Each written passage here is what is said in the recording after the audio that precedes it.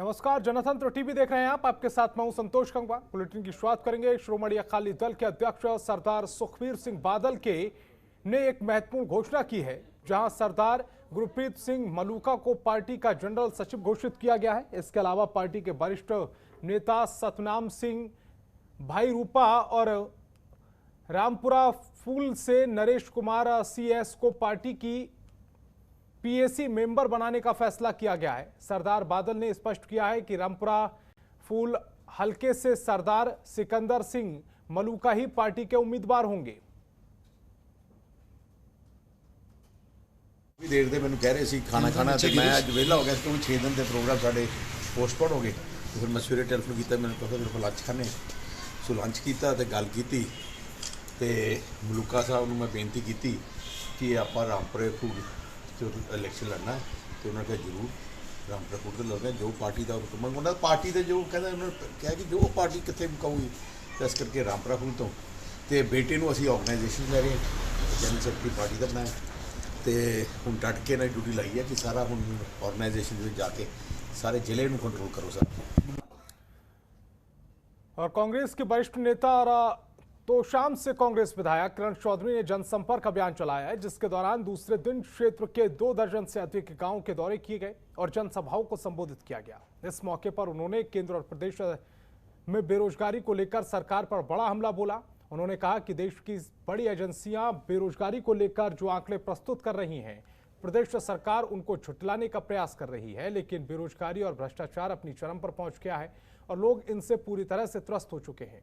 प्रदेश सरकार चाहे तो आंकड़े प्रस्तुत करे, लेकिन वास्तविकता में प्रदेश में बेरोजगारी की दर बहुत अधिक है और सरकार बेरोजगारी पर अंकुश लगाने में पूरी तरह से असफल हो चुकी है। विधानसभा में ये बात उठाई थी मैंने और खुल के बोली थी, आप फेसबुक पे देखिएगा। 37.6 जो है CMMI की जो है वो एजेंसी ने बताया है बेरोजगारी की दर है। सारे बेरोजगार खड़े हैं, बताओ भाई बेरोजगार हो या नहीं। और ये सरकार जो है ये इसको भी झुठला रही है, जैसे ये झुठला रही है कि कोरोना के अंदर जो है ऑक्सीजन की कमी से कोई मरा नहीं। तो मतलब ये सरकार के तो ये हाल है कि झूठ का आलम है और हर चीज का जो है जुमला बनाते हैं, झूठ बोलते हैं। तो भाई इनसे तो इन झूठों के ऊपर क्या बोला जाए। सच्चाई ये है कि आज हरियाणा के अंदर इतनी जबरदस्त बेरोजगारी है कि त्राही त्राही हो रही है, त्राही त्राही। और सरकार कहती है कि हम जो है जीरो टॉलरेंस है इसका भ्रष्टाचार के खिलाफ, लेकिन खर्चा और पर्चा के अलावा इस सरकार में कुछ हो ही नहीं रहा है। सिख संगठन को मजबूत करने के लिए करनाल के अंदर भारतीय सिख संगठन की तरफ से एक बैठक बुलाई गई है।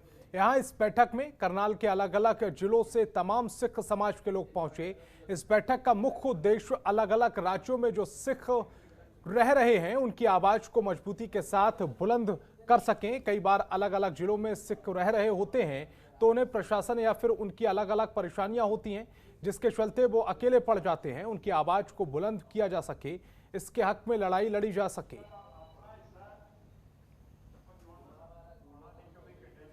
मैं नवाब सिंह सिंगड़ा डेरा कार सेवा तो असी अज सारे सरदार जसबीर सिंह विरक जो कि साडे अखिल भारतीय सिख संगठन के प्रधान उन्होंने की रहनमाई सारे इतने इकट्ठे हैं। बाबा जी सरपरस्ती च इतने इकट्ठे हुए हैं। सारा ने एक ही विचारधारा, सारा ने एक आवाज़ सारे जो साडे करनाल डिस्ट्रिक्ट के मौजूद संस्थावां दे प्रधान ते सारे इकट्ठे होने सारा ने समर्थन किया है।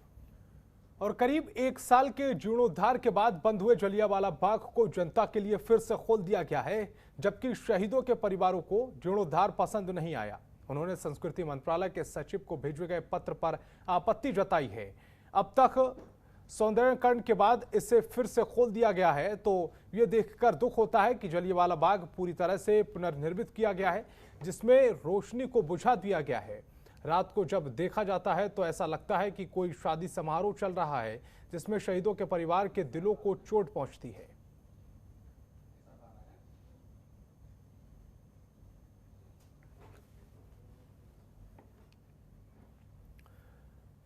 5 सितंबर को यूपी के मुजफ्फरनगर में महाकिसान रैली का आयोजन किया जा रहा है, जिसमें शामिल होने के लिए पटियाला से 5000 किसान रवाना हुए, जिसमें पुरुष और महिलाएं शामिल हैं। पटियाला रेलवे स्टेशन की ये तस्वीरें हम आपको दिखा रहे हैं, जहां से 5000 किसान मुजफ्फरनगर में किसान महापंचायत में शामिल होने के लिए रवाना हुए हैं। इस दौरान इन लोगों के हाथों में किसान यूनियन का झंडा भी नजर आया है। ये तस्वीरें पटियाला रेलवे स्टेशन से हम आपको दिखा रहे हैं। ਅੱਜ ਜਿਹੜੀ 5 ਤਰੀਕ ਨੂੰ ਕਿਸਾਨ ਮਹਾਰੈਲੀ ਮੁਜ਼ੱਫਰਨਗਰ ਯੂਪੀ ਵਿਖੇ ਹੋ ਰਹੀ ਆ ਮਿਸ਼ਨ ਯੂਪੀ, ਉਹਦੇ ਬਾਰੇ ਪਟਿਆਲੇ ਜ਼ਿਲ੍ਹੇ ਵਿੱਚੋਂ 5000 ਬੰਦਾ ਜਾ ਰਿਹਾ ਮੁਜ਼ੱਫਰਨਗਰ ਯੂਪੀ ਵਿਖੇ। ਜਿਵੇਂ ਅਲੱਗ-ਅਲੱਗ ਜਥਿਆਂ ਦੇ ਰੂਪ ਦੇ ਵਿੱਚ ਜਿਵੇਂ 3 ਤਰੀਕ ਤੋਂ ਸ਼ੁਰੂ ਕਰਦੇ ਆ ਵੀ ਤਾਂ ਜੋ ਛੋਟੇ-ਛੋਟੇ 2-2 4-400 ਬੰਦਾ ਜਥੇ ਵੀ ਸਰਕਾਰ ਕੋਈ ਢਿੰਗੜਾ ਨਾ ਪਾ ਸਕੇ, ਜਿਵੇਂ ਟ੍ਰੇਨਾਂ ਦੇ ਵਿੱਚ ਜਾਂ ਆਪਣੇ ਸਾਧਨਾਂ ਬੱਸਾਂ ਰਾਹੀਂ ਜਿਵੇਂ ਕੁਝ ਜਥਾ ਕੱਲ੍ਹ ਚੱਲੂ, ਐਵੇਂ ਕਰਕੇ ਅਲੱਗ-ਅਲੱਗ ਜਗ੍ਹਾ ਪਟਿਆਲੇ ਜ਼ਿਲ੍ਹੇ ਵਿੱਚ 5000 ਬੰਦਾ ਮੁਜ਼ੱਫਰਨਗਰ ਲਈ ਕਿਸਾਨ ਮਹਾਰਾਲੀ ਜਾ ਰਿਹਾ, ਜਿੱਥੇ ਕਿ बीजेपी सरकार। और पटियाला के तलवंडी मलिक गांव के हरदीप सिंह मालपुर प्रशिक्षण केंद्र यूपी में अर्धसैनिक अभ्यास के दौरान शहीद हो गए थे, जिसके बाद परिवार को आर्थिक मदद की बात कही गई थी, लेकिन आज तक कोई मदद नहीं पहुंचाई गई है। वहीं शहीद हरदीप सिंह के पिता भूपिंदर सिंह ने कहा है कि वो हमारा इकलौता बेटा था जो शहीद भी हो गया था। अब हमारे पास कमाने का कोई जरिया नहीं है, हमें सरकार से कोई पैसा या कोई अन्य मदद नहीं मिली है, हमारे पास कोई जमीन या संपत्ति नहीं है।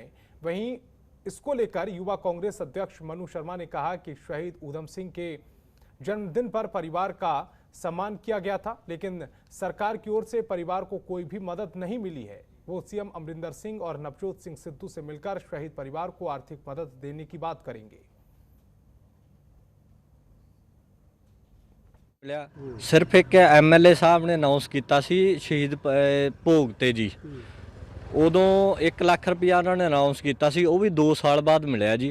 1 ਲੱਖ रुपया सिर्फ MLA साहब काका रजिंदर सिंह जी वालों मिले, होर किसी वालों कुछ नहीं मिले जी। और पंजाब के बटाला में पहली पातशाही गुरु नानक देव जी का विवाह पर्व, जो कि इस बार 13 सितंबर को पूरी श्रद्धा और उत्साह के साथ मनाया जाएगा, इसे लेकर बटाला में धार्मिक और सामाजिक जत्थेबंदियों की तरफ से विवाह पर्व को लेकर तैयारियां मुकम्मल की जा चुकी हैं और बटाला शहर को भी सजाया जा रहा है। बटाला में उत्सव जैसा माहौल देखने को मिल रहा है। दूसरी तरफ पुलिस का दावा है कि उनकी तरफ से सुरक्षा के कड़े इंतजाम किए गए हैं।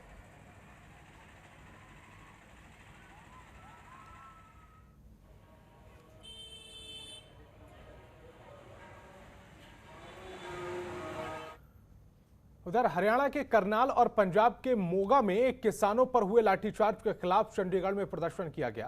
ये प्रदर्शन श्रोमणी अकाली दल संयुक्त के सुखदेव सिंह ढींढसा ने की तरफ से किया गया है। श्रोमणी अकाली दल संयुक्त पूरी तरह से तैयारी के साथ पंजाब और हरियाणा के मुख्यमंत्री कार्यालय का घेराव करने चंडीगढ़ पहुंचा था, लेकिन पुलिस ने उन्हें बैरिकेडिंग लगाकर पहले ही रोक दिया।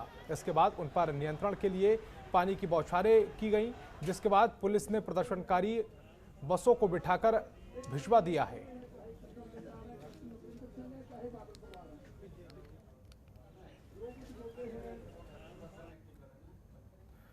और पैरालंपिक विजेता खिलाड़ी सुमित अंतिल के गांव खेबड़ा मुख्यमंत्री मनोहर लाल पहुंचे, जहां इस सम्मान समारोह में सीएम मनोहर लाल ने कहा कि वो हर खिलाड़ी के गांव में जाकर उनको सम्मानित करेंगे। इसके अलावा सीएम ने कहा कि पैरालंपिक में सबसे ज्यादा पदक जीते गए हैं और हरियाणा में अब खेलों का हब बनाया जाएगा।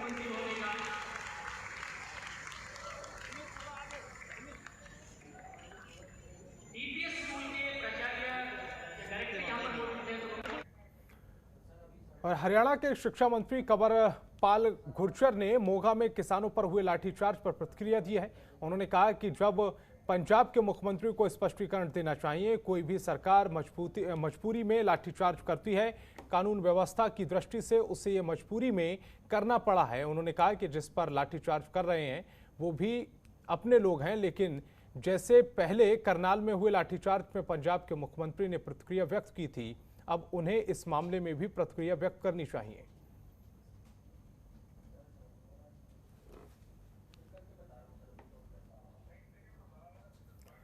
यमुनानगर के DAV गर्ल्स कॉलेज में आयोजित शिक्षक सम्मान समारोह के दौरान शिक्षा मंत्री कंवरपाल गुर्जर ने कहा कि देश पर राष्ट्र के निर्माण में शिक्षा की अहम भूमिका होती है और भारतीय संस्कृति में केवल शिक्षक को ही माता पिता तुल्य माना गया है। साथ ही उन्होंने कहा कि किसी भी राष्ट्र का आर्थिक, सामाजिक एवं सांस्कृतिक विकास उस देश की शिक्षा पर निर्भर करता है। वहीं इस दौरान उन्होंने रसायन विभाग अध्यक्ष डॉक्टर अलका सिंघल, समाजशास्त्र विभाग अध्यक्ष डॉक्टर सीमा सेठी, अंग्रेजी विभाग की associate professor doctor Shashi Sharma और डॉक्टर रीटा समेत अन्य शिक्षक स्टाफ को सम्मानित किया। अपने विभाग में और अक्सर मैंने बयान भी दिए हैं कि ये उस तरीके के कर्मचारी नहीं है जैसे सरकार के पास और कर्मचारी हैं। ये बहुत बड़ा काम कर रहे, राष्ट्र निर्माण का काम कर रहे, तो फिर उसी प्रकार का सम्मान भी देना चाहिए।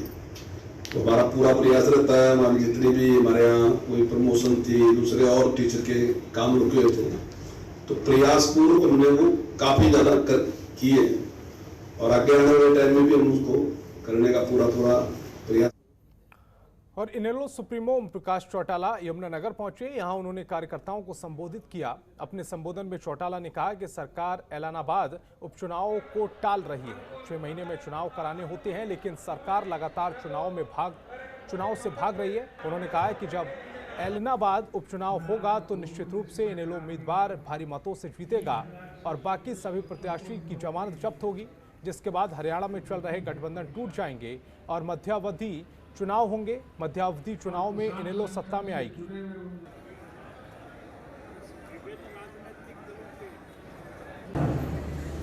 केनाडी हकीम और डॉक्टर होता है, उससे मरीज को मौत का खतरा होता है। आज इन देश में इन गलत किस्म के लोगों के हाथ में सत्ता आ गई, जिसकी वजह से ये देश रूपी लोग जो है आज सभी बर्बाद होते जा रहे हैं। और कैथल में भारतीय किसान संघ देश के 550 जिलों के मुख्यालय पर 8 सितंबर को कृषि कानूनों में संशोधन को लेकर प्रदर्शन करेंगे।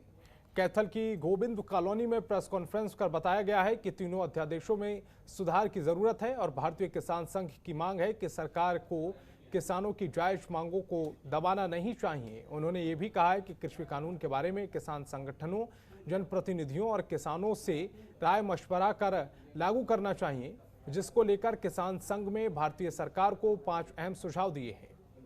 नमस्कार।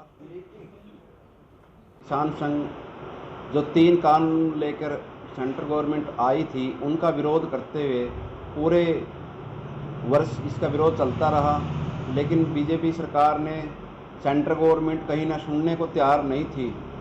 उसके बाद हमारे किसान यूनियन के साथी भी इसमें 11वें महीने से इस आंदोलन को लिए हुए हैं और लगातार वो भी आंदोलन कर रहे हैं। जब सरकार जागने को तैयार नहीं हुई तो आज सरकार को इसका खामियाजा भुगतना पड़ेगा।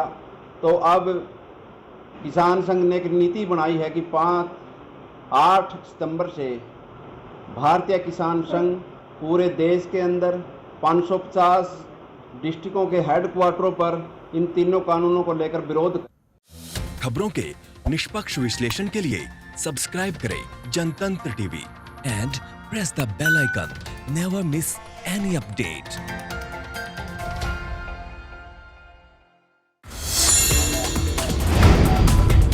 Download the Janatantra TV app, available on Google Play and App Store. Download it now.